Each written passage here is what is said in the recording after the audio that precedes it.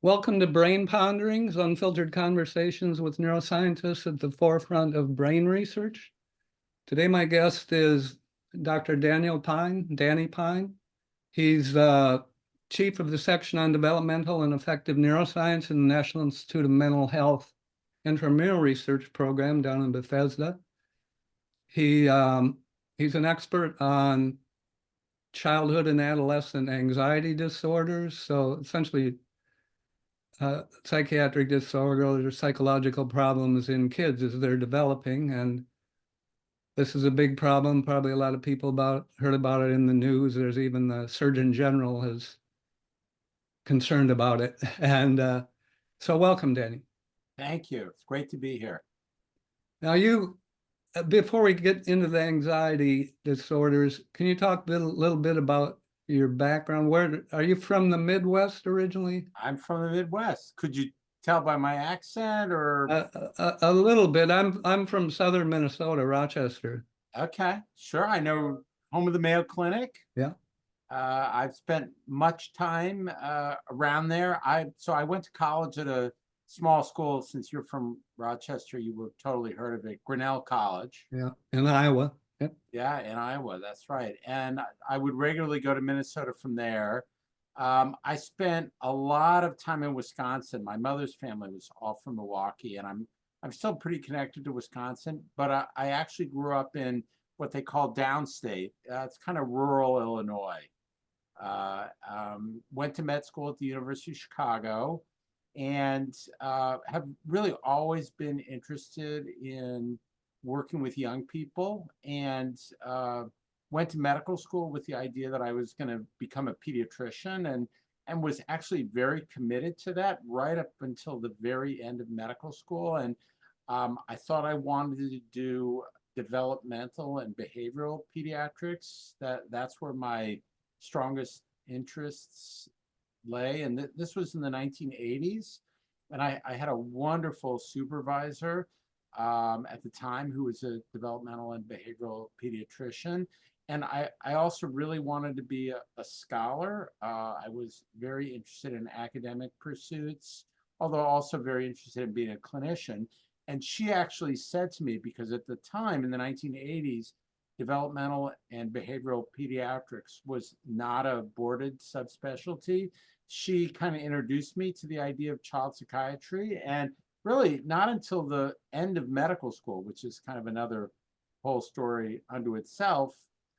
She introduced me to this, and I had other wonderful, great mentors, particularly a guy named Bennett Leventhal in Chicago. And I really left the Midwest to come east because that's where the best training in psychiatry was at the time. And again, had just the most amazing experience at Columbia. I trained at Columbia University in New York, and was just really bitten by the research bug at that time. And my wife is also from Illinois. She's from Chicago, so that the real Illinois. And we had the idea that we would move back after 5 years, but largely due to just how amazingly stimulating the mental health research community is on the East Coast. This has really kept me here for 25 years now. Actually, Then, 35 years, 35.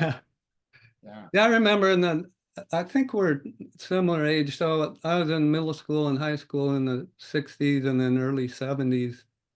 And I, you know, of course, I don't know where I necessarily would, but I never knew a classmate of mine to be affected with autism, or I don't think I even remember hearing the word autism, my family or otherwise. And for a long time, kids who were having troubles like that, and not being social and kind of not being able to focus or whatever, and have some plasticity, they were just kind of, I think, let go. Yeah, I mean, so that was part of what drove me east. I didn't fully realize it at the time. But my brother growing up, who sadly died a little more than 2 years ago. So my brother had an autism spectrum disorder, and I don't think anybody really thought of him that way. And that's again another long discussion about that. But I think it speaks to how little we knew back then in terms of the many different manifestations of mental health problems and kind of the full spectrum of manifestations. And particularly people who are relatively high functioning. I think particularly that group kind of understanding and appreciating how mental illnesses are expressed and really reducing a lot of the stigma around them. That had a profound impact on me. You know, unfortunately, stigma is still pretty difficult and still a pretty bad issue, but it's clearly nothing like it was when we were kids. Yeah. And so then, did you go from Columbia? Did you get recruited to NIH right from Columbia? Yeah, well, I was at Columbia for a little more than 10 years. So, you know, I did all my training and was on faculty there and got recruited to come here. And, you know, really, I kind of began to change my research focus. I was always interested in research. I would say I at Columbia, I did a lot more kind of classical clinical research. I did a lot of clinical trials, a lot of epidemiology, a lot of family studies. And it was really as my interest in neuroscience grew, that's what really drove me to NIH. And, you know, in many ways, I've remained very active in epidemiology and developmental psychology and clinical trials, definitely. But the emphasis on neuroscience really has grown since I've been at the NIH. Can you talk about the different, I guess, subtypes of anxiety disorders? Because there's several, and some seem to have more depend on your environment, when you're growing up, and others depend a little on environment and maybe more on genetics. Yeah, so the first big thing to say about that is that pretty much most, if not all, of the ways that we classify mental health problems are based on clinical presentation. And that's the case with anxiety disorders as well. So we divide them based on the particular symptoms and signs that we see in patients. And you know, unfortunately, when it comes to really understanding core aspects of health problems, when we rely only on clinical ways to do that, it doesn't, as we say, carve nature as at its joints. So the divisions we use, we kind of know that they're approximations, and we know that they have problems.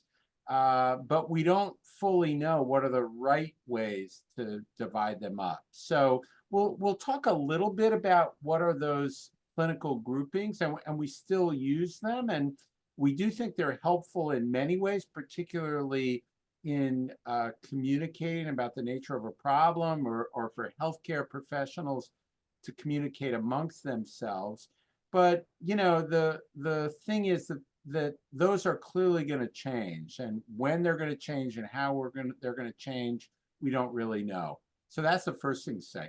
The second thing to say is there have been some steady changes that are reflected in what we call the nosology, the current way that scientists classify mental health problems. And probably the biggest one is there used to be one big category that included most problems that are associated with anxiety. And the biggest change to that happened in 2013, that at least in what's called DSM, which is the way that most mental health problems are categorized in the United States, that obsessive compulsive disorder and trauma related disorders, so things like post-traumatic stress disorder or acute stress disorders, all of those were considered anxiety disorders.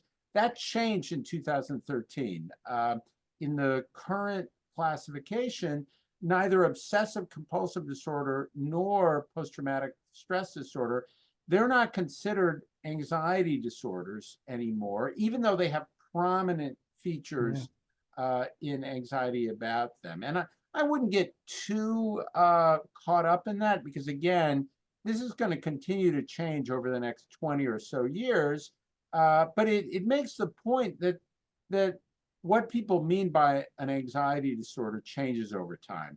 The third thing I would say, really all of the disorders that I've talked about so far, so all are what are currently called anxiety disorders, as well as PTSD and OCD or obsessive compulsive disorder, they have as much or probably even more similarities than they do differences. So that includes how we think about them from a environmental versus genetic standpoint. Pretty much all of these problems are more strongly related to environmental factors in general, but stress in particular. All of these problems show a very strong relation with stress. And that's stronger than the association with genetics. Again, for any of these, none of them have as many as 50% of the variance in most environments is due to genetics. But this varies, in certain kinds of settings. But that's very different from things like attention deficit hyperactivity disorder or bipolar disorder or autism spectrum disorders, where well more than 50%, again, in most contexts, is genetic. And then the last thing to say, there's still a fair amount of argument for the other anxiety disorders. These are things like social anxiety disorder or generalized anxiety disorder. There's still some argument about how useful those distinctions are, mostly because the way in which we help people with any of those anxiety disorders is really very, very similar. So we usually start with a certain kind of therapy that we call cognitive behavioral therapy. And that really works for all the anxiety disorders, as well as for PTSD and obsessive compulsive disorder. And then again, for really most of those problems, again, including obsessive compulsive disorder and post-traumatic stress disorder, if cognitive behavioral therapy doesn't work, then a certain group of antidepressants called the SSRIs, selective serotonin reuptake inhibitors, that those are pretty much the next treatment. And for people who don't have access, whether they're adults or kids, to CBT, then we think that this group of antidepressant medications are actually the first line treatment.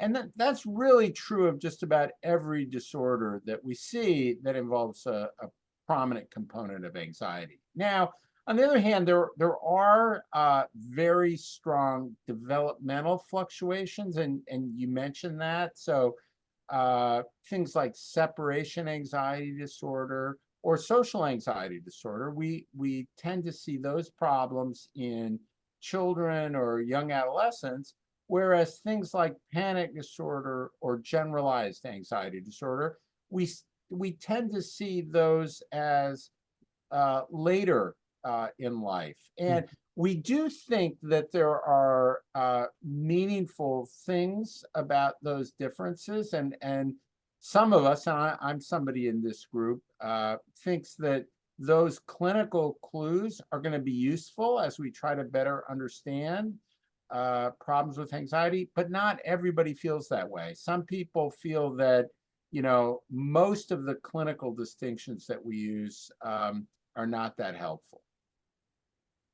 What are some of the demographics and the kind of the statistics on percentage, I guess, and you can divide it to children, then adolescents, and we hear a lot in the news that the trajectories of anxiety disorders, I guess I don't know if it's both childhood and adolescent and depression have increased a lot in the last decade or so. Um, and then is that true? And second, it's very important to understand what the reason or reasons are. So the first thing to say about this is, and for reasons that you and I were discussing earlier in the podcast, it's very, very difficult to precisely estimate the prevalence of particularly common mental health problems, things like anxiety and depression. And the reason why it's so hard is that we're pretty good at measuring around the extremes, but when we get in the middle, so you're kind of right on the boundary between having a problem or not having a problem, that there isn't a really good way to absolutely say for certain whether somebody is having a problem or not. And in many medical problems, there are biological tests that we can do that really help. That's not the case for mental disorders. And again, if somebody's having a severe or even a moderate problem, that's not that big of an issue because we know a lot about how to make an accurate diagnosis when problems are moderate or severe. Again, when they're mild, it's harder. So that's one thing to say. Second thing to say is, as we understand these better and as stigma becomes less, people might be more willing to talk about or understand their problems as mental health problems. Yeah. So that also changes the way we think about Yeah. rates or prevalence. On the other hand, there are some pretty good ways that we can get pretty accurate estimates. And I think the consensus is emerging that particularly over the last 20 and probably even over the last 10 years, that problems with anxiety and problems with depression that are clinically impacting particularly young people, they are getting worse. And there's some disagreement about how much they're getting worse, but I think most people agree that they are getting worse. Now, why is that the case? That's another place where it becomes really difficult. Again, there's consensus about a few things. One thing is that rarely is it one big thing that makes common mental health problems onset or persist. So it isn't like there's one overwhelming factor that really drives rates. Typically, it's many dozens of factors that are interacting. So it's unlikely that there's any one thing that's contributing to this. So some people like to talk about social media, for example, as a driver of this increase in rates. I think most people think that's unlikely, that that's a major driver. Now, that said, there is some disagreement about if that might be part of the story. My own reading is that it's too early to tell. And if you asked me to say, was that a major factor or not, based on what we have right now, I tend to be relatively conservative as a scientist. And I tend to think that that's not a major driver. On the other hand, there are some, say, blankets of factors that kind of are all wrapped up together that we think are quite notable. So probably the biggest one is stress. Yeah. The amount of pressure that people are feeling, particularly in social arenas. So all the things that interfere with our ability to feel at peace with our lives, ourselves, our friends, those are likely part of the story here. And particularly when there are things that increase stress in many different arenas, those are likely to be important. So the pandemic clearly played a role in that. And I think part of the reason was it created stress in so many different ways. And I think a lot of things like that. polarization in the country, I think that increases stress in a lot of different ways. That's likely to play a role. And Problems with they, you know, and in those cases, so the stress may be, you know, initially impacting the parents, and then the kids are in an environment where the parents are demonstrating, you know, increased anxiety, or maybe they're arguing more, or Well, that so kind of we thing. know that too. We know that there are these strong connections between how parents are doing and how the kids are doing. And we also know from clinical trials where we help parents, we know some of that is probably causal, because we know that when we help parents without intervening on the kids, we know particularly in the areas of anxiety and depression, there are some improvements in the lives of the kids. Again, it's not the whole story, consistent with this idea that, you know, there are many complicated pathways, but that is part of the story. On the other hand,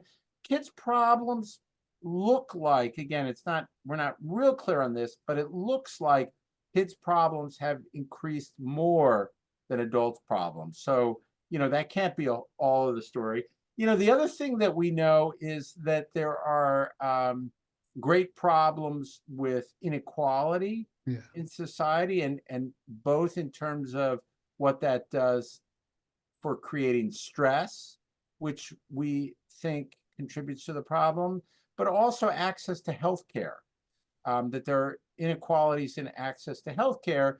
And we do know that there are a lot of things that we can do to help people who are having common problems like anxiety and depression. And we think that the growing inequities, again, over the last 20 or 10 years, we think that that's part of the problem here too. So, you know, it makes for a really complicated picture, and how to best improve that. I'm not sure that I'm the kind of person who's best to speak to that, because, you know, these are societal and public health problems. Yeah. And I think you need experts in kind of social influences and public health influences to best speak to that. The one thing I can say, we do have a lot of good treatments, more so for anxiety than we do for depression, and there isn't sufficient access to those treatments. So I do think improving access for kids who are struggling, that is really a good thing. And typically starting with pediatricians, that's usually the best first step to dealing with that. Now, you mentioned cognitive behavioral therapy is the gold standard first line treatment.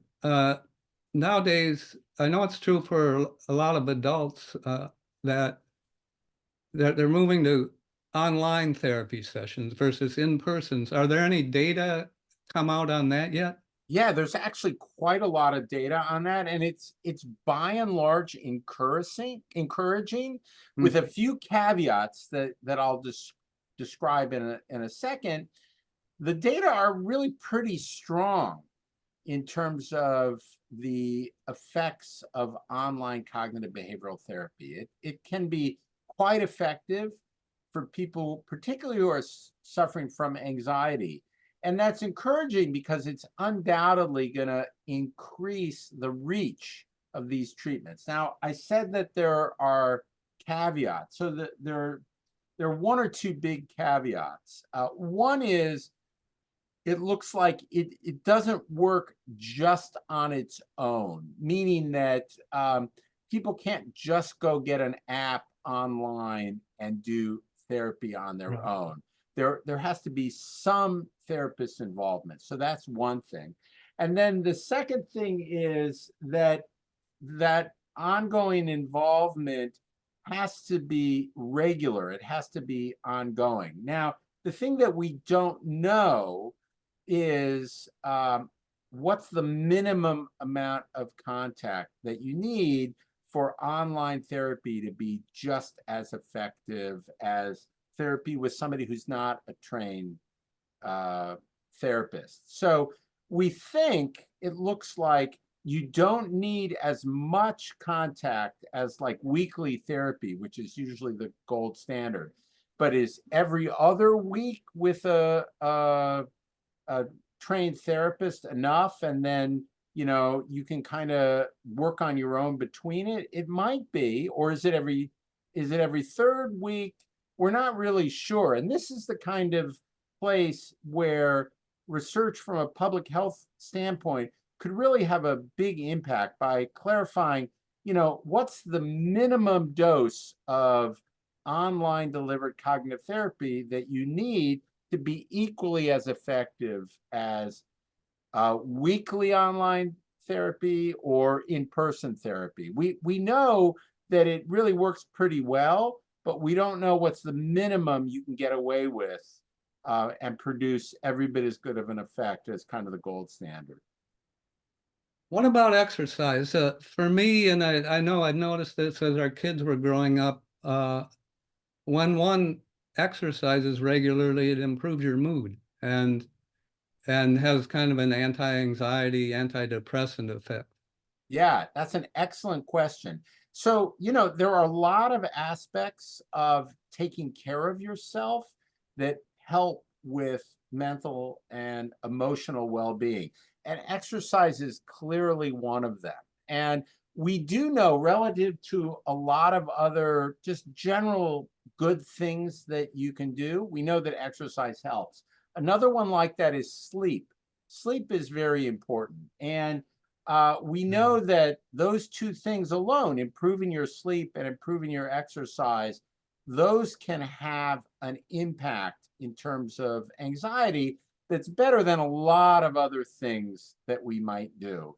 Now, again, a little bit like what we were talking about with cognitive behavioral therapy, we know in general, things like improving your sleep and improving your exercise really can help a lot. Now, whether they can help just as much as kind of gold standard cognitive behavioral therapy, that's not clear. I think most people would say that the evidence is not quite there yet to say that, exercise substitutes for cognitive behavioral therapy. But these are the kind of questions, again, from a public health standpoint, where more research is needed to tell us, can we get away with not needing cognitive behavioral therapy, and just get by with exercise? And again, we don't know that. I would say it's doubtful, but research over the next 5 or so years might tell us that exercise on its own is enough for many anxiety-related problems. When one looks into the brain neurochemistry, one one molecule, one protein that's kind of be associated with having an anti-anxiety, antidepressant effect is brain-derived neurotrophic factor, BDNF. Yeah. And exercise is a very potent inducer of BDNF expression. And there's this evidence that then BDNF can actually promote the growth of synapses, the formation of new synapses. Yeah, You want particularly in the hippocampus, right? And Right. a lot of this work was done at the University of Illinois, again, usually in rodents. And that I grew up around there, so I followed that work. And I would say two things about this. The first thing is that I came to the NIH and I left Columbia to pursue exactly those kinds of ideas. The second thing I will say is, in pretty much all of these areas, including BDNF, whenever we drill down deep into the ideas that come out of that research and try to make them clinically relevant, we always come up disappointed. So there have been a lot of ideas that have come out of the work looking at the relationship among BDNF, stress, and exercise in rodents. So far, every attempt to clinically translate those, either by measuring BNF in the blood or looking at the relationship between brain growth and exercise, all of those efforts have really come up short. Now, that doesn't mean that there's, not a story that's waiting to be told, but most of the things that are said about that kind of research on exercise and BDNF and are said to be clinically relevant, when those ideas are evaluated with the kind of research that I'm doing at the NIH, the ideas don't hold up. Okay. So it's disappointing. But that's the state for most brain imaging. And this is how I spend most of my time doing brain imaging research. Um, I would say it's been disappointing, but at least for the last 10 years, a lot of us who spend all our time this way, we haven't really been disappointed because we know how complicated brain imaging research is. And I think, we're at least 10 years away from having anything from brain imaging that's clinically relevant. We're probably a lot more than 10 years away, but a lot can happen in 10 years. So I hesitate to saying much beyond 10 years, although I was giving a talk a few years ago and I said something like this, and somebody laughed in the audience when I said it, and it was somebody I knew. And I asked them, "Why are you laughing?" And they said, "Well, I heard you speak 10 years ago, and Yeah. you said the exact same thing 10 years ago." Yeah. So, so I'm not real optimistic that neuroscience is going to lead to changes in how we take care of patients over the next 10 years. Although I will say that one of the areas that is quite exciting is ideas about new treatments. So neuroscience does generate a lot of really wonderful ideas about new treatments. And I think that it's likely that one of the places where clinically relevant things will happen is in the area of novel therapeutics. And I think this might have been your area, but an area that I follow quite closely is Alzheimer's disease. Right. And it does look like some new treatments are coming out for Alzheimer's disease, that they're not panaceas, No. but they are better than what we had 15, 20 years ago. I tend to read the literature on Alzheimer's disease very closely because I think it gives us clues to how far away we might be in, studying things like depression or anxiety or schizophrenia. And I think we're at least 10 years behind Alzheimer's disease, probably more. But I don't know. How would you characterize the, Well, I think of it kind of, so you mentioned earlier on that the problem in some of the epidemiological studies is that it's hard to identify someone who's, maybe on the borderline of having a big problem. And so in Alzheimer's, there's a tremendous brain damage already once someone's diagnosed. So absolutely. I'm of the opinion that it's very unlikely there's going to be any treatment that reverses that. Right, So then right. we got to come with, early diagnosis and treatment.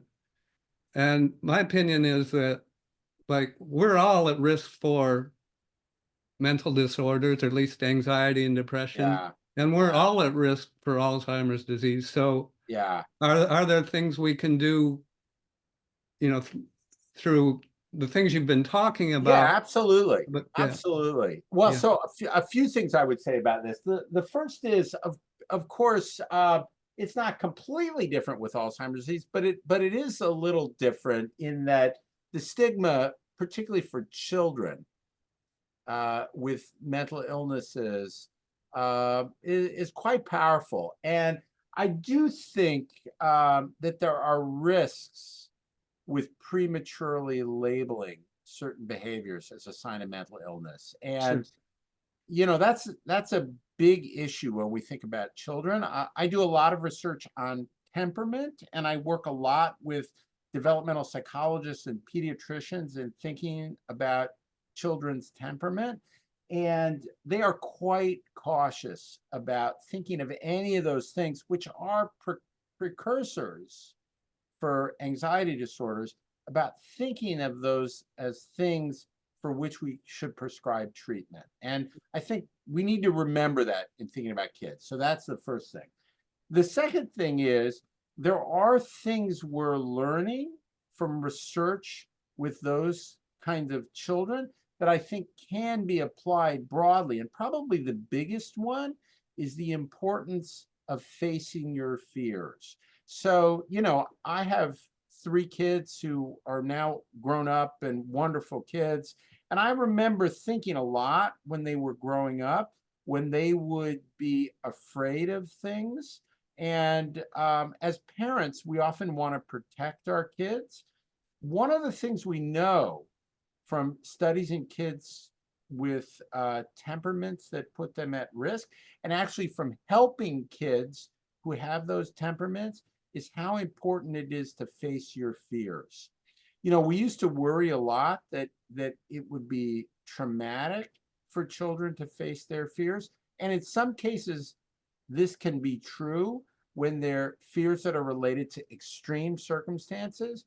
But when they're fears related to everyday experiences, like sleeping in their own bed, or going to school on the first day, or attending social events, we know that it's actually helpful and protective to push your kids a little bit. Yeah. So that's probably the best example that we have, where 10 or 15 years ago, we didn't know that. And, thinking about things like going to daycare, there was a strong movement that worried about the harms of sending your kids to daycare. All things being equal, we know that there are benefits that come as long as your child is in high quality daycare that includes being exposed to novel experiences. And so that's the place where those kinds of interventions, which have relatively low risk and don't really involve labeling a child, where we really have learned that it's helpful to do that.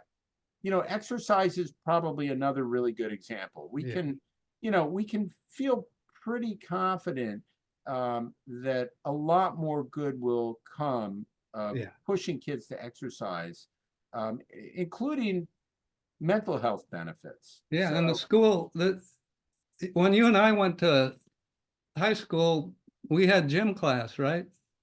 That was required. And I was in Minnesota, as I mentioned, and that's where essentially I'd learned to swim a little before that, but we had gym class. That was in actually middle school. We called it junior high school. Yeah, that's what I went to junior high school. That's what we called it too. And we had the swimming pool was like essentially it was kind of like it was essentially outdoors with a kind of a bubble. bubble. Yeah. And so, we had swimming in the winter and it was freezing, Yeah. freezing cold or shivering and stuff. Well, they didn't have heated pools. I mean, I remember that too. Yeah. I can still, now that you're I can still remember going in one of those swimming pools. It was the worst. Yeah. That's a little stress, but yeah, you survive and it's yeah. We've got some of that, we need to be sensitive to kids too, right? I mean, in the Midwest, there is kind of that attitude of, tough it out. I mean, yeah, we got to be sensitive on the one hand. On the other hand, feeling afraid is part of life for kids. And, we can't, nor should we, protect kids from all the things that might make them afraid. And again, we've learned that. I don't know that we've learned it from neuroscience, but we've definitely learned it from careful research where we followed kids over time. Yeah, and the parents and teachers are very important in that and how they respond to the. And it's gotten better. It's clearly gotten better, but we still have a long way to go. I will say, and again, this is not an area that I can really speak to, but because it's beyond my expertise, but continuing to work on how we think about mental health in school. That's an area where I do think we can continue to grow. Bullying, things have clearly gotten a lot better with bullying. On the other hand, there's still way too much. And I do think, some of the focus on social media, which again, we already talked about social media, but one of the things that is a problem is the bullying that can occur in social media. Yeah. And kind of thinking about how to limit that and how to work with schools to address it, that's an area where a lot more can be done. You mentioned serotonin and norepinephrine, and that these, I guess they were initially developed as antidepressants, but they're good for anxiety disorders, SSRIs, and Yeah. In fact, they're probably better treatments for anxiety than they are for depression, both in children and in adults. Two things about that. One is, and we talked a little bit about brain imaging, the same applies to neurochemistry. There are not simple relations between any of the chemicals that we study, and we continue to study them a lot, and any of the common mental health problems that we study. So that's the first thing. And then the second thing is people really, they have ideas about how some of these medications work, but there are ideas that are still evolving and that we really don't understand exactly how the medications that we have found to be effective work. And if we did, we would be better at designing new ones. We're still struggling to find new ones. And that's a place where neuroscience undoubtedly will help. When I retired from the NIA a few years ago, I wrote a couple books, but the one that came out last year is called Sculptor and Destroyer: Tales of Glutamate, the Brain's Most Important Neurotransmitter. There you go. And Absolutely. I have a chapter in there, and so the whole theme of the book is that your brain doesn't work without the glutamatergic neurons. The only way that neurons that use serotonin or acetylcholine or dopamine affect your behavior is by modifying the activity in the glutamatergic neurons. And one thing we haven't mentioned, and it's because we're talking about children and adolescents, is the psychedelics that can act either on a certain type of glutamate receptor called the NMDA receptor, or on certain type of the serotonin receptor. So I guess, understandably, that just has to wait until. Yeah, I mean, I think caution is needed in general. Yeah. In that research, and Yeah. I think the careful studies are being done, and I'm sure you're going to have a podcast just about this. I think it's very important work. I think it's still evolving, but that's in adults. I think we're far away from considering how this is relevant in any context to children. I think there's controversy about most, if not all, psychotropic medications. Some of that is justified, some of it is not justified. For kids with a severe anxiety disorder who don't have access to CBT, it is absolutely the right thing to do from a health standpoint to provide treatment with an SSRI. That should not be controversial. But some of these other areas, I think a lot of people, including myself, feel that it's too early to start thinking about this.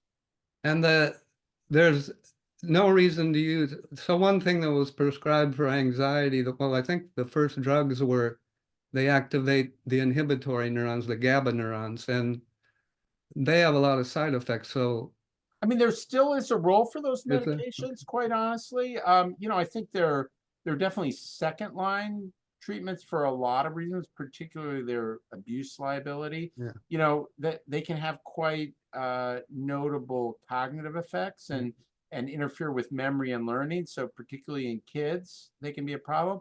On the other hand, there too, I think in some quarters, people never want to use a benzodiazepine. That would be wrong. I think there are some people who have severe anxiety who cannot get relief any other way, and it's a good thing that we have those medicines and that they're available for adults and kids who have anxiety that can't be relieved any other way. Okay. All right, so one thing back to the uh, electronic media. So it's interesting on the time relation between my son and daughter. My son's 4 years older than my daughter, and so he kind of, I can't remember when Instagram came out, but then particularly with TikTok, like it didn't come out till after he was, older and stuff. And so what about just kids spending so much time with their cell phone and they're like, they keep, I think kids don't read books as much as they used to Yeah. from cover to cover. They're not spending as much time kind of deep thinking. Yeah.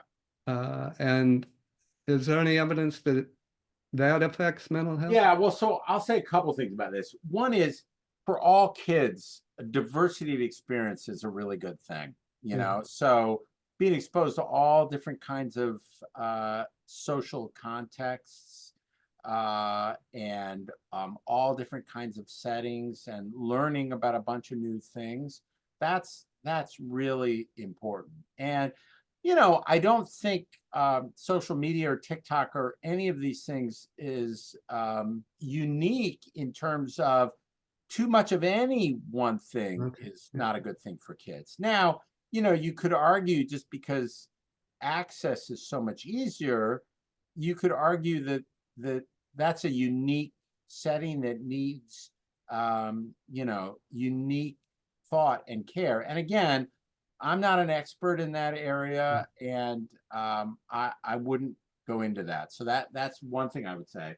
The second thing is, I definitely think there are a lot of questions coming up about social media, and it's kind of a fact of the current life of kids. So we do need to understand a lot more about it before anybody can make uh, Yeah. firm recommendations. And then the last thing I'll say, I see many patients who are suffering where social media is clearly part of their problem. And in that context, putting limits on it is important. And I also see many kids where social media, it can be quite helpful for the individual child. Yeah. So even in kids who are suffering, I think we're not at the point where you can have a one size fits all. I think, you need to see what's going on with each individual child. How are they succeeding? How are they having problems? And how can you work in terms of their current context, their home, their school, their friends, to facilitate the things that are healthy and helpful and limit the things that are harmful. Sometimes that means social media is totally fine. Sometimes it means it's a bad thing. And, unfortunately, that's the complexity of the situation in which we currently live. But to finish up, what are some of your ongoing and planned studies that you think are most exciting for you? Yeah, well, so there's so much.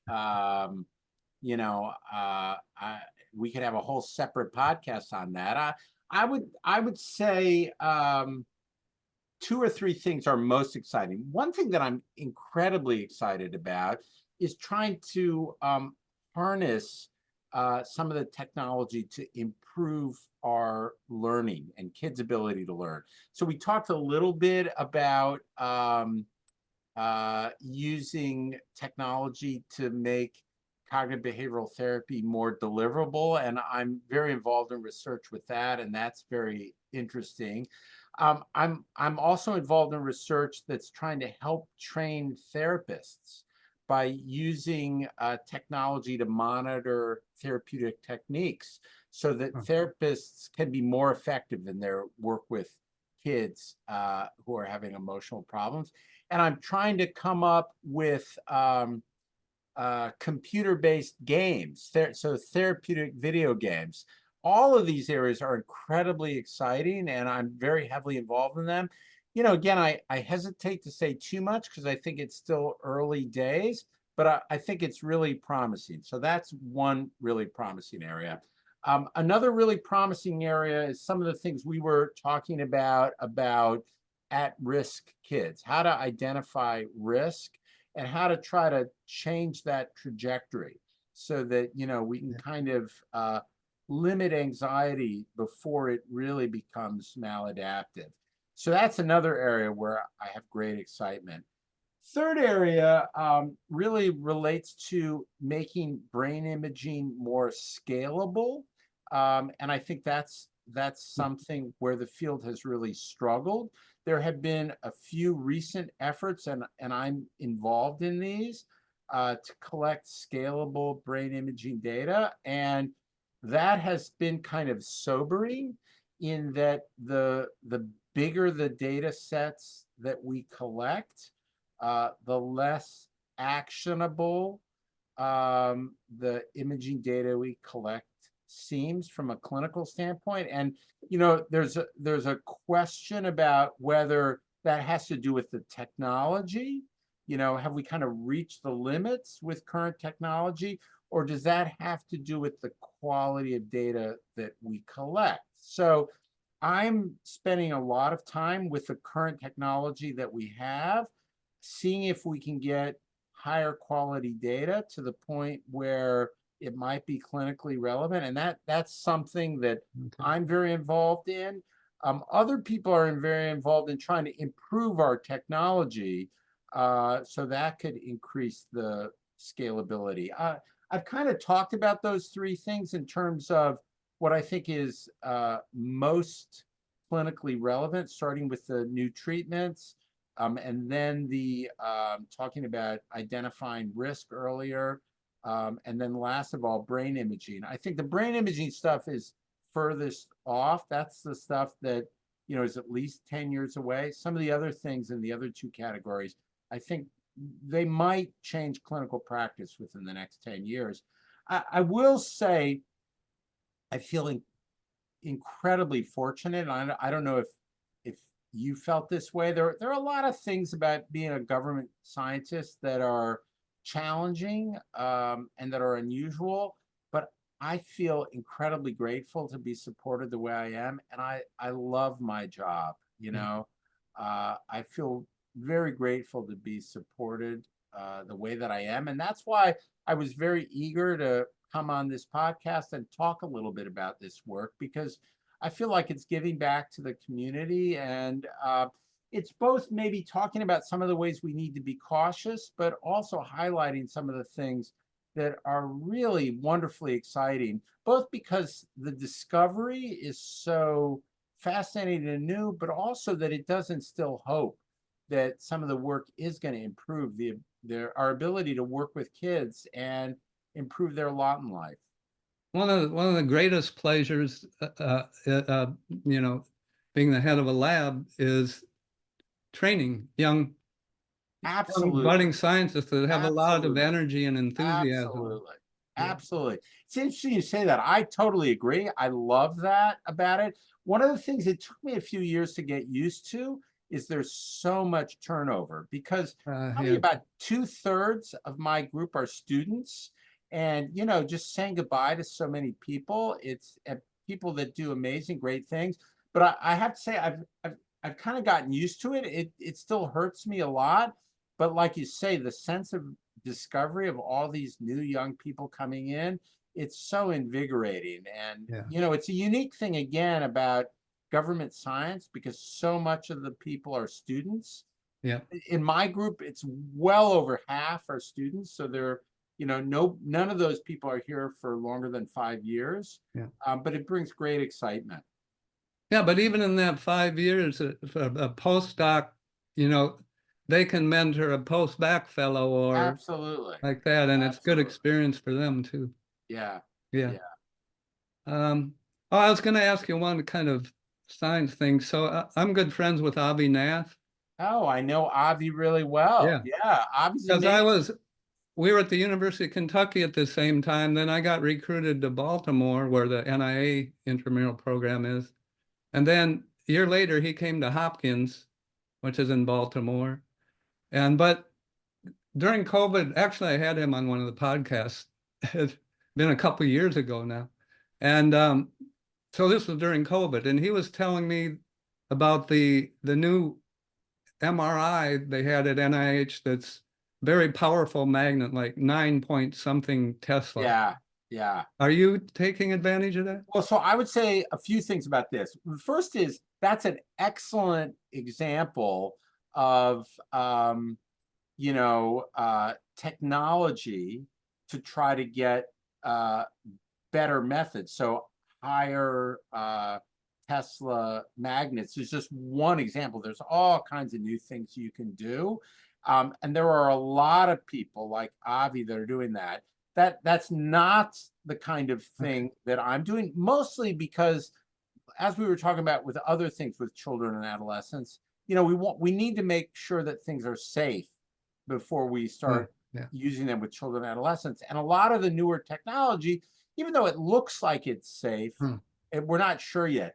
The second thing I would say is that Avi and others are doing a lot of work using those techniques to try to improve diagnosis of neurological conditions like various dementias, but also things like long COVID. And, it would be good to have Avi on again to talk about some of those things.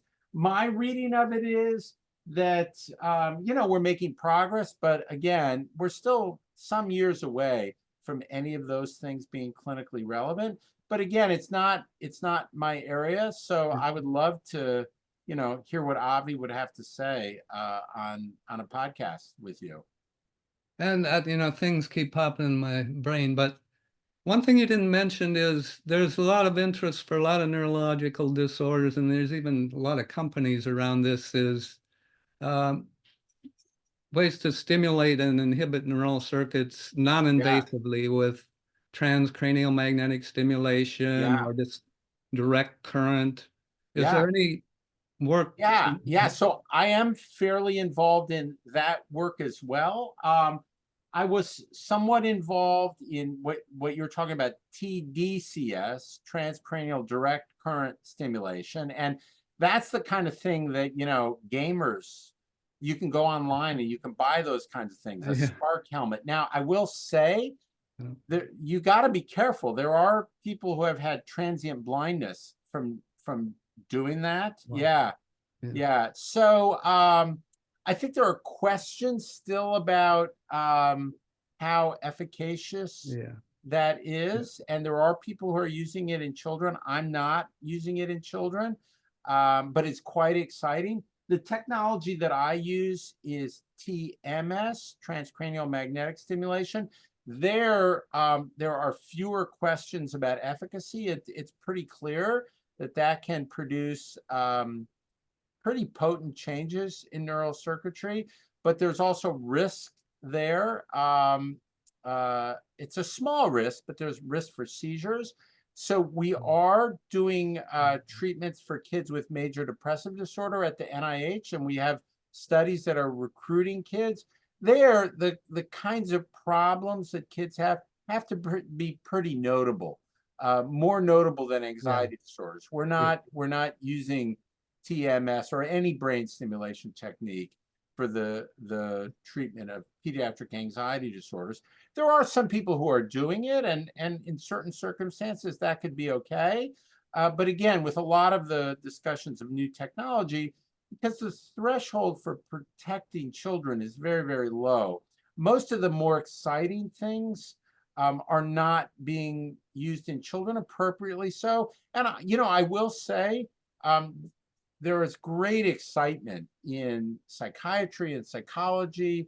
A lot of the people who are most excited about kind of neuroscience techniques, they don't go into working with children because, again, some of the newer technologies are limited. And, I can understand that and appreciate that. I kind of came into the field through my interest in children, and I just accept, that we need to wait on those things.